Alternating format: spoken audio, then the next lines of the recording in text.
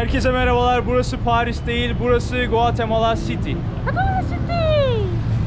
Abi bu kule Guatemala'nın devrim kulesi. Guatemala'da da sosyalist, kapitalist olayları var. Devrim olduğu zaman bu kuleyi inşa etmişler. Bak şu Paris şeyi 1935 yılında Amerikalılar tarafından yapılmış. Özgürlüğü simgelemek için ama bildiğin Eyfel Kulesi ya.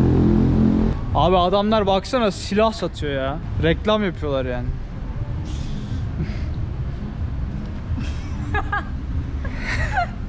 İlginç hakikaten ya adamlar.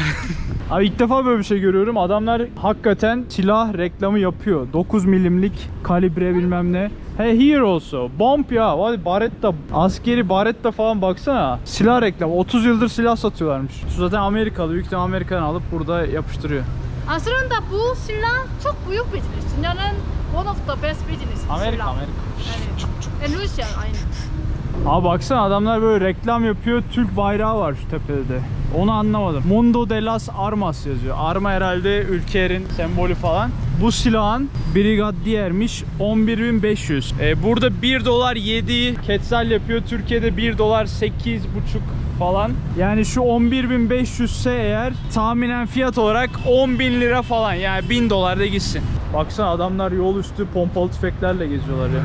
Şurada var ya, şurada Starbucks falan var. Etrafta en az 20-30 tane poliste, yani polis değil mi, güvenlik bunlar, silah vardır. Şurada böyle küçük kafeler, barlar, marlar, arkada bankalar. Şurada banka, BAM. Starbucks'ın önünde. Herkeste silah var yani Guatemala'da. Yani sivil silahlanma çok yüksek. Burası da gerçek meydan. Otobüs terminali arkası. Yani şehir otobüsü. İnsanlar takılıyor böyle. Bebekten korktum. Ve insanlar takılıyor burada. Pazar gibi. Güzel. Güzel. Abi şu kadınların üzerindeki kıyafetler de Mayalıların kendi has kıyafetleri diyebilirim yani şu çağda. Burası çok ünlü. Aynen bayağı ünlü. Çoğu insan o şekilde giyiniyor. Karşıda da var. Her yerde var. Ya burası full market olan. İnsanlar bir şeyler satıyor. Şehir merkezi diyebilirim yani buraya. Ve tehlikeli bölge.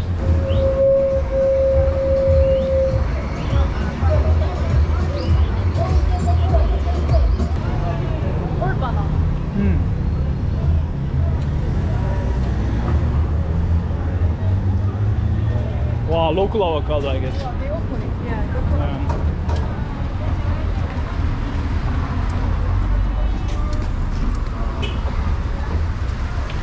Şu an şehir meydanı.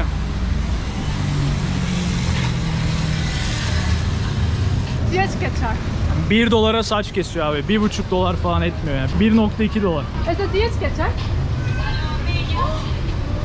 Çok güzel. Gracias. Bu kıyafet abi herkes de var. Burası çok iyi ya. Vaa son ay saniye.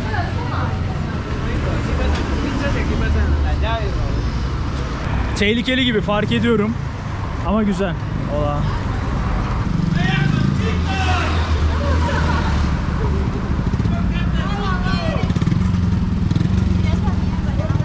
Abla zıplatıyordu kız motorda.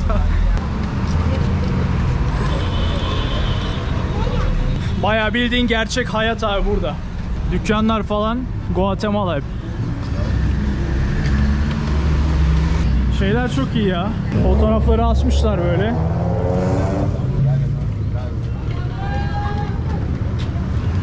Guatemala'da gerçek bir hayat. 10 quetzal'e saç kesiyorlar. Her yer 10. Bayağı güzel böyle burası ya.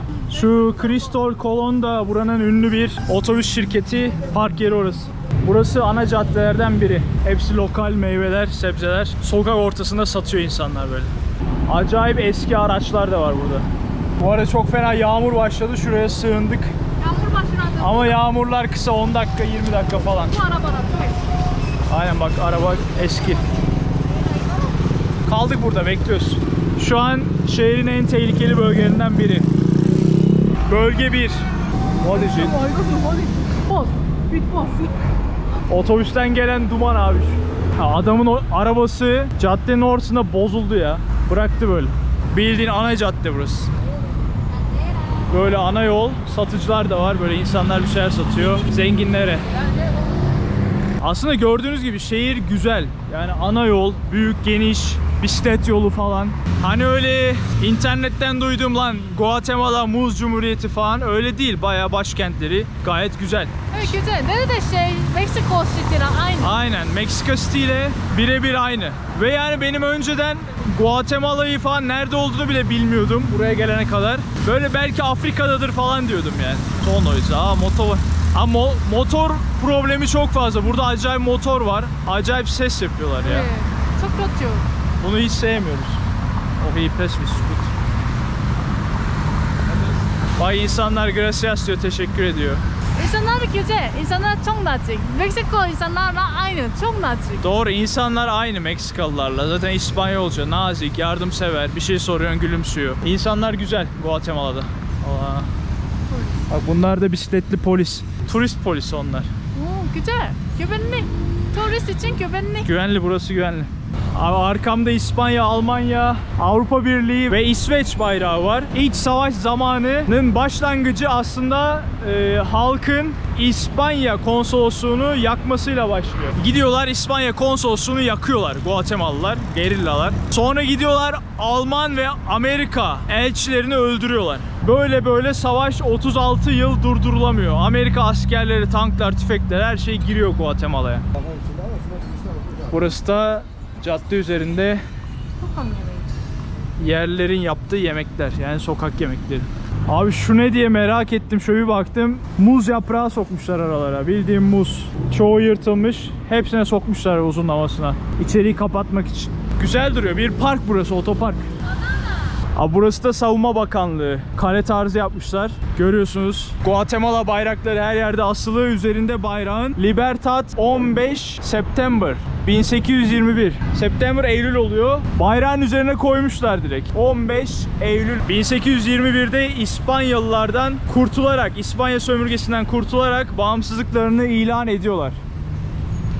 Bu arada bağımsızlık tarihi de Meksika ile aynı. 1821. Tabii o zamanlar toplar falan bu şekilde savaşmışlar. Gerçi çok büyük bir savaşta yok. Yani İspanya bırakıp gidiyor. O yıl direkt herkes bağımsızlığını ilan ediyor. Bayrak muhabbeti de çok meşhur. Böyle insanlar aralarda bayraklar satıyor abimiz. Ola. Guatemala bayrağı. Mavili beyaz. Heyon niye bu kadar bayrak satma işi ünlü diye sordu. Çünkü her yerde bayrak satanları görüyoruz. Adam Covid'den dolayı dedi. Sanırsam lan gözüme kuş işedi. Sanırsam pandemide iş sıkıntısı var diye insanlar bu şekilde bayrak satıyor, durumu kötü olanlar. Şu arkası da askeriye. Üzerine şey yazmışlar, şerefimizi koruyanlar. Burası bölge 9 diye geçiyor. Yani Guatemala'nın en güvenli bölgesi. Bölge 9 ve 10. Zengin abiler yerleşmiş. Bankalar, geniş bir cadde. Şehrin en güvenli bölgesi. Rahatça yürüyebiliyorsunuz. Burası da Guatemala'da para çekilebilecek en güvenli banka. Yani paranızı fazla komisyon almıyor paranızdan. 5B diye bir şey var, o bildiğin geçiriyor. Gidip şuradan çekelim. Bak diye bir banka. Abi nakit para için şu B'yi de öneriyorlar. B. Bundan çekin diyorlar. Birçoğu çekmiyor ama deneyelim bakalım çekecek. Komisyonunu hiç bilmiyorum ama 5B diye bir şeyden çektik. Bizi acayip geçirdiler. Bir de bunu deneyelim. Belki benim kartımla alakalı bir şey, bilmiyorum, bu da vermedi. Abi burada bankalar var demiştim, bunlardan biri Bak. ATM'lerin üstünde hepsi Mastercard, Visa, hepsi geçerli yazıyor ancak doğru düzgün bir ATM yok para çekebileceğiniz. Sadece 5B'den çekiliyor. Yani böyle her gördüğünüz ATM'den para çekiliyormuş gibi oluyor. Deniyorsunuz, vermiyor. Ama yanlış anlamayın, sorun sizin bankada değil, Guatemala'nın kendisinde. Buradaki ATM'lerde. Abi şu güvenlikler beni aşırı rahatsız etmeye başladı ya. Yani adam elinde pompalı, parmağı tetikte bana bakıyor yani. Abimiz bir şey söylüyor. Dede ne diyorsun? Neyse, çok rahatsız ediyor. Eli tetikte böyle gözümün içine bakıyor ne yapacağım diye. Hani korkuyorum kameramı cebimden çıkarmaya ya. Bir de GoPro'nun böyle sapı mapı var, silah gibi duruyor. Silah çıkarıyorum sana vurmasınlar beni diye korkuyorum yani. Şu üst güvenlikler aynı, jiletli, elektrikli tel, her şey var. Bak şurası da şehrin metrobüsü. Yani şunlar bildiğim bizim metrobüs gibi. Dilenci ablamız geçti yanımızdan. Bayağı var dilenci, evsiz var Guatemala'da. Metrobüs ve fiyatı kaç para biliyor musun? 1 lira, 1,5 lira maksimum. 1 quetzal diye geçiyor bu. Bu arada Guatemala'nın para birimi quetzal ve 1 quetzal 70 kuruş falan yapıyor. Yani 7 quetzal 1 dolar. Bu metrobüs Miami'liler da bile çok ucuz. Doğru, şehir otobüsü bildiğin bayağı ucuz yani. 1 quetzal bayağı ucuz. Hiçbir şey yok 1 quetzal'e burada. Ha, bayrak işi burada da var. Çiçek olayları da var. Bak bayan bir polis.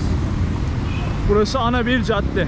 Güzel, hala 9. bölgedeyiz. Zona 9. Abi genelde sömürge ülkelerinde sokak, cadde isimleri böyle. Calle, sokak demek sanırsam. 4. sokak, Avenida Meydan gibi bir şey. 7. meydan, 9. bölge olarak geçiyor burası. Bak böyle meyve de satıyorlar. Ama bilmiyorum bunun ne olduğunu. Meyve. Abi etinden sütünden ya. Etinden sütünden. Bu bir uygulama. Çocuklara bağış için böyle asıyorlar ki insanlar para versin. Belki bağışlıyorlardır %10'unu. Kalan %90'ı cebe, hoppa. Child Fund diye bir şey. Ama bu bile Amerikan business. Doğru. Zaten bu çocukları bu duruma düşüren de Amerika. Bunu yapan da Amerika. Hadi. Abi Burger King'in önünde bile pompalı tüfekli güvenlik var. Böyle bir ülkedeyiz, böyle bir şehirdeyiz. Burger da Amerika. Korumasını biliyorlar. Silah business de Amerika business. Doğru. Silah da Amerika işi. Burada da silahlı abiler pozlarını veriyor. Bak gördüğün gibi pompalı tüfek. Hepsi pompalı. Çekme dedi de yapıştırdım kamerayı. Ne çekme ulan? Pompalı silahla gezeceksin şehirde. Adam mı oldunuz lan? Burası da inanılmaz bir yer. Geniş bir cadde. Modern bir hayat. Guatemala'nın merkezinde. Böyle geniş caddelerin hepsinde böyle bir satıcılar var. O sabah sorduğumuz bayrak satan abi gibi pandemi yüzünden bayrak satıyorum dedi yani, resmen öyle anladık. Buralarda da aralarda geziyor. Güzel şey. Evet, buralar gelişmiş ya. Ve Airbnb falan işliyor. Otel, motel, teknoloji var yani. Öyle Belize gibi değil burası. Belize'de yoktu bildiğin. Burada var. Burası gerçekten gelişmiş. Şu kondoların, rezidansların olduğu bölge burası. Ya bunların geceliği 100 dolar falan. Gym mim var bak, çocuk orada şey yapıyor, fitness yapıyor, smart fit. Bayağı geliştirmişler burayı. İçerisi AVM gibi ya, AVM kondo style.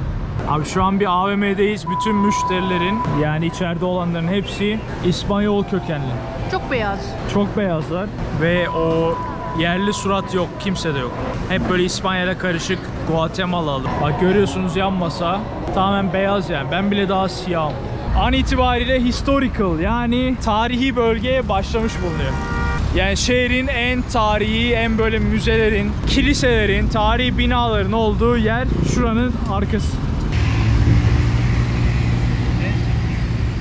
Abi şu köprü zona 1'in, yani bölge 1'in başlangıcı. Güvenli olmayan bölge ve turistik bir bölge. Aynı zamanda devlet saraylarının hepsi burada yer alıyor. Şurası Guatemala Bankası, paralar burada basılıyor. Şu arkada Adalet Sarayı var. Ve bu yıl Guatemala'nın 200. bağımsızlık yılı, yani bağımsızlık yıllarının 200. dönümü. Öyle diyeyim, 1821-2021 böyle bir para basmışlar. Üzerinde Doktor Mariana Galvez diye bir adam. 200. yıl kutlu olsun Guatemala için. Şimdi anlaşıldı bu bayrak sevdası ya. Adamların 200. yılı şerefine bayrak saçıyorlar yani. Her yer bayrak, Guatemala bayrağı. Güzel. Abi suerte İspanyolca iyi şanslar demek. Banka, yani ülkenin bankasının para basma yerinin önünde adamlar lotto oynuyor. Sayısal loto. Suerte. Adalet Sarayı, Palacio de Justicia diyorlar. Şurada özgürlük için kendilerini feda etmiş, üzerlerinde duran, askerlerin üzerlerinde duran bir yapı var özgürlük için. Burası devlet bölgesi bu şekilde. Bu arada İspanya meydanı da 9. bölgede yer alıyor. Yani en güvenli yerlerden biri. Tabii o dönemin tarihi yapıları da burada, bir bank yapmışlar. İspanya mimarisi var. Yani aslında şöyle bakınca Müslüman mimarisi bile diyebilirsin. Kimisi diyor işte Endülüslerden İspanya'ya geçen kültür. Kimisi diyor İspanyolların zaten böyleydi falan. Bildiğim böyle çinicilik, mermer falan, o tarz şeyler var. Üzerine de çizmişler böyle. Guatemala bayrağı var. 15 Eylül 1821 bağımsızlık. İşte İspanyollar giderken falan böyle bir fotoğraf var. Yok, herkes beyaz gerçi orada. Gerisi Hristiyanlık, melek falan. Şuraya da 1492 yazmışlar. Bu sanırsam Kristof Kolomb'un falan böyle burayı keşfetmesi, İspanyolların gelişi falan. Bu gerçekten de öyle. 1492 abi. Buraya İspanyalıların gelişi ve ülkenin ana dili İspanyolca bildiğiniz gibi. Fakat 20 tane de Maya dili var. Yani yerli dil var. Yani tamamen Maya olarak geçmiyor ama o da kendi içlerinde ayrılıyor. Yerli dil 20 tane. Abi şimdi gelelim ülkenin tarihine. Ülke 1500'lü yıllardan önce tamamen Mayalılara ait. Yani Maya uygarlığının hepsi bu topraklarda yaşıyormuş aslında. Hatta şu an bile halkın %60'ının Maya kanı taşıdığına inanıyorlar. Diğer kalan 40'ı da İspanya sömürgesiyle karışmış yurt dışından gelen insanlar. Bu arada ülke nüfusu 18 milyon toplamda. Başkentte Guatemala City'de sadece 1 milyon insan yaşıyor. Şu gördüğünüz bölgede. Burası İspanya Parkı olarak geçiyor. İspanya Parkı neden? 1500'lü yıllarda İspanya buraya geliyor. Meksika ve diğer Latin Amerika ülkeleri gibi hepsini sömürmeye başlıyor. Bu sömürge 1821'e kadar devam ediyor. 1821'de Guatemala bağımsızlığını ilan ediyor. Ondan sonra Guatemala'da bir sakinlik oluşuyor. 100 yıl kadar başıboş bulunan Guatemala, Amerikalı iş adamları, zenginler tarafından işgal ediliyor. Nasıl? Geliyorlar buraya, ucuz ucuz toprakları alıyorlar. Yani ülkede bulunan iş gücünün %90'ını ele geçiriyorlar. Yerlilere iş vermiyorlar, yerlileri fakirleştiriyorlar. Bu böyle 1944'e kadar devam ediyor. 1944'te ne oluyor? Guatemala ilk defa oy kullanıyor ve kendi başkanını kendisi seçiyor. İlk başkanları Arevalo diye bir adam. Bu adam yerlilerden çıkıyor. Yani Maya kanı taşıyan insanlardan geliyor ve diyor ki halkıma yardım edeceğim diyor. Görüşüm de sosyalizmdir diyor. Yani adam sosyalist yanlısı, kapitalizme düşman, Amerika karşısında anti-Amerikan duran bir insan. Adam 10 yıl boyunca başkanlığını sürdürüyor. Ülkede gayet güzel şenlikler, huzur buluyor insanlar, rahatlıyor, güzel güzel yaşıyor. Ancak 10 yılın sonunda 1955 yılında adam başkanlıktan sürülüyor. Sebebi ise Amerika tarafından el konulan toprakların bir kısmını yerli insanlara vermek, yani Mayalılara verme istemesi, verme isteği. O dönem burada söz sahibi olan Amerika Meyve, United Fruit diye bir grup var. Diyor ki olmaz, biz o boş topraklarda meyve yetiştireceğiz diyor, veremezsin diyor. Bu adam da veriyor. Adamlar gidip Amerika'ya şikayet ediyor. Bu United Fruits, yani meyve birleşmesi tarzı bir şey. Birleşmiş meyveler mi diyeyim, ne diyeyim. Sonra bunlar Amerika'ya gidiyor. Diyor ki bu adam topraklarımızı yerlilere veriyor. O dönem 1955 yılında Amerika ordusu Guatemala'ya giriyor. Ne yapıyorlar? Ülkedeki sosyalist yanlısı insanlarla savaşıyorlar. Bu insanlara gerilla ismi veriyorlar ve burada bir soykırım başlatıyorlar. Aslında savaş ülke içerisinde çıkıyor. Civil War diye geçiyor. Yani iç savaş. Sosyalist yanlısı halk, Mayalılardan oluşan çoğunluğu %90'ı ve kapitalizmi destekleyen İspanya sömürgesinden kalan yalakalar ve Amerika yanlısı zenginler arasında çıkan bir savaş. Bu savaşta 200.000 kişi ölüyor. 200.000 kişinin de çoğu buradaki yerliler, yani Maya kanından gelen insanlar. Savaş da eski başkanın gidişinden 6 yıl sonra başlıyor. Yani eski başkan gidince yerine Amerika tarafından yeni bir başkan getiriliyor ve bu başkandan 6 yıl sonra iç savaş başlıyor. Ve bu savaş 36 yıl boyunca devam ediyor. Yani 1960 yılından 1998 yılına kadar devam ediyor. Yani ben 2 yaşındayken bitiyor.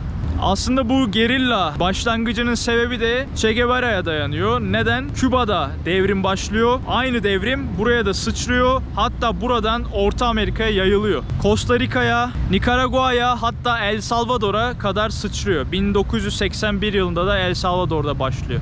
Küba'da 1953, yani Küba'dan başlayan bütün Latin Amerika bölgesine sıçrıyor.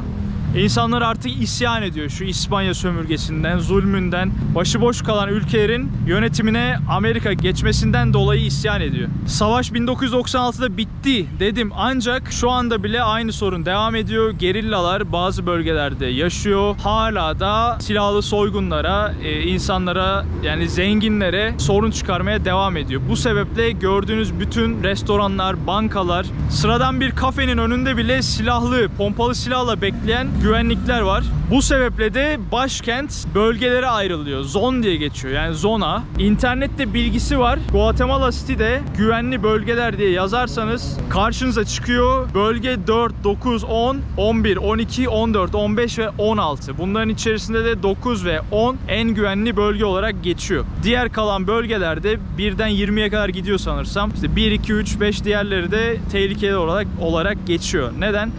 Gerilla muhabbeti, favela tarzı yaşam, uyuşturucu problemi derken Guatemala'yı böylece ayırarak savunmaya çalışıyorlar. Yani sonuç olarak şu an ülkede kapitalizm hakim, sosyalizm bitmiş durumda. Ancak bilindiği üzere savaşı kazanan her zaman tarihi de yazıyor. Yani bu gerillalar, yerliler, hakkını savunan yerliler terörist olarak geçiyor. Amerika, İspanya gibi ülkelerse efsane olarak kalıyor. Örnek olarak Great Britannia, Büyük Britanya, işte muhteşem Fransa, muhteşem İtalya, efsanevi Amerika tarzı sıfatlar alıyor. Ve Latin Amerika'da sadece 2 ülke var sosyalizmin hakim olduğu. Bunlardan birincisi Venezuela ve Küba. İkisinin de durumu ortada. Birkaç ay önce Küba'da yüzlerce kişi ortadan kayboldu. Sırf şu sosyalizm, komünizm muhabbeti adı altında. Venezuela'nın da durumu ortada.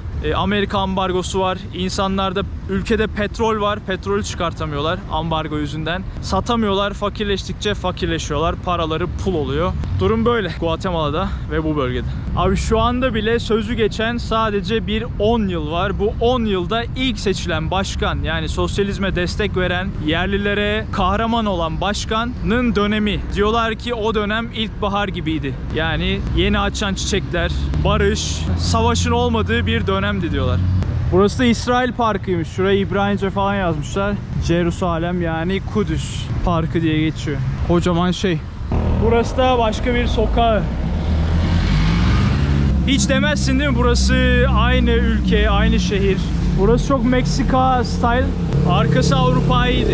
Abi normalde birinci bölgeden şehrin etrafında bulunan volkanik dağları görebiliyordunuz. Ancak şansa yağmur başladı. Göremiyoruz. Ancak bir sonraki videolarda volkanik dağa tırmanacağız. Güzel olacak. Şehir bu arada 1500 metre rakımda bulunuyor. O yüzden bir anda yağmur geliyor. Hava bozuk, soğuk. Şeyleri çektik üstümüze, uzunları. Şimdi bugün bitti. Yağmur asla bitti. Gidemiyoruz. O yüzden pes ediyoruz. Saat zaten şu an akşam 6'ya geliyor. 6 gibi de burada hava kararıyor. Oraya git gel uzun olacak. Biz buradan dönelim. Videoyu da kapatalım. Kendinize iyi bakın. Bir sonraki videoda görüşmek üzere. Hoşçakalın. Bay bay. Bay bay. Ben Oğuzhan Tıraş. Eğer gezi videomu beğendiyseniz abone olmayı unutmayın. Bu kanalda dünya üzerindeki bütün ülkeleri hep birlikte gezeceğiz.